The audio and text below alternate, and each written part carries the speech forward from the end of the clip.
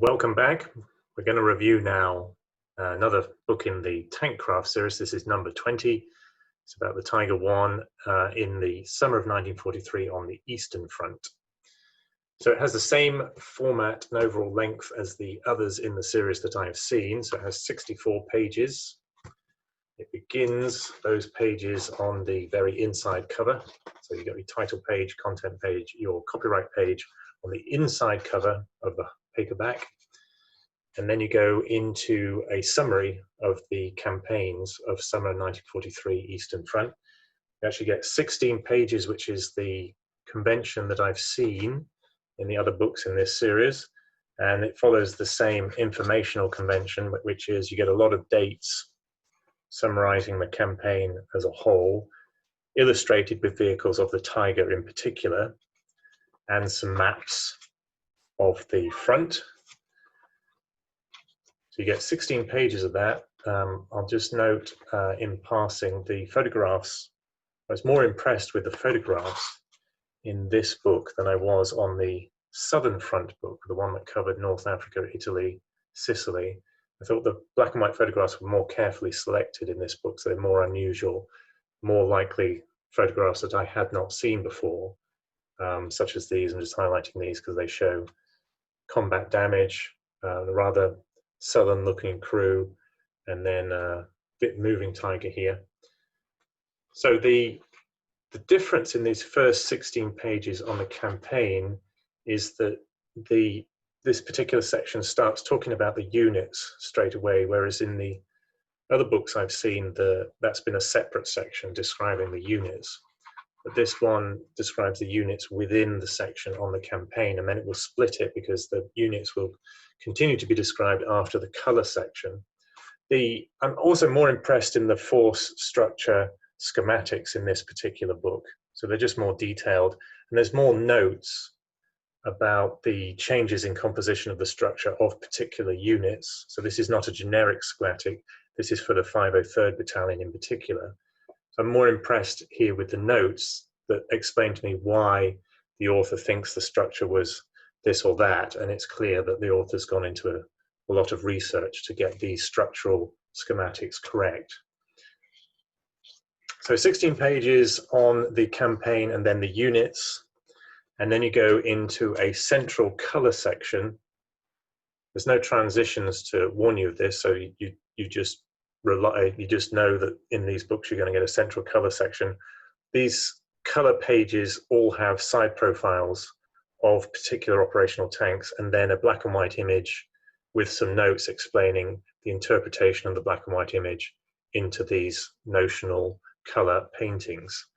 Now in the Southern Front book, there are actually 11 pages of color profiles, 2 color profiles, side profiles per page.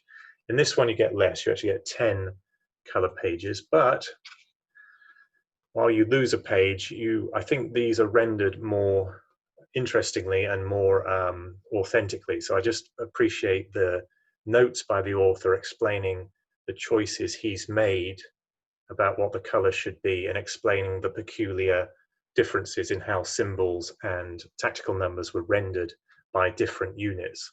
Again, in this section, like the other sections, I appreciate that there's been an awful lot of research by the author to try to get right what he's presenting to you and the justifications. By the time you've gone through the 10 pages of color side profiles, you're on page 26 now. Now, in common with the other books in this series, and then you have a long section on model kits, plastic model kits. So first of all, some exemplary model making is highlighted at the beginning of this section. Several different model makers are highlighted here. And then you've got some reviews of different kits. Now, a lot of these reviews, they will be presented differently, so there'll be different photographs perhaps in different books in the Tankcraft series, but there is, just to warn you, there's some redundancy across the different books, so you'll see the same reviews across different books. Then at the end of that color section on the model kits, then we continue the section on the units on this particular front. Again, I'm going to praise the presentation of the force structure and the detailed explanation of the interpretations the author is making, and also the photographs that are chosen to accompany this particular section. They generally are useful combat shots or shots of vehicles that are about to go into combat or clearly come out of combat, so you're getting authentic views of tigers in action. And the final section, again, there's no transition here. So this is the end of the section describing the units on this particular front. And there's no transition. You've got the last section, which is describing the modifications in design of the Tiger. Now, this is unusually short. So this is only 3 pages long, 1, 2, 3 pages, and then it's the end of the book. The front book that I reviewed, the final section on design modifications was 7 pages long. These 3 pages just cover the modifications essentially that are relevant to summer 1943. That is Tankcraft number 20 on the Tiger tank on the Eastern Front, summer 1943. I'm going to tell you the pricing on Amazon.com, that's the US Amazon. This paperback version is showing at $20.03, no Kindle version showing. Then on the British Amazon, amazon.co.uk, the paperback is showing at £12.30. Again, no Kindle version showing. And just to let you know, the covers, as shown on Amazon on both the British and the US sites, the covers are just a little different, but it is the same book.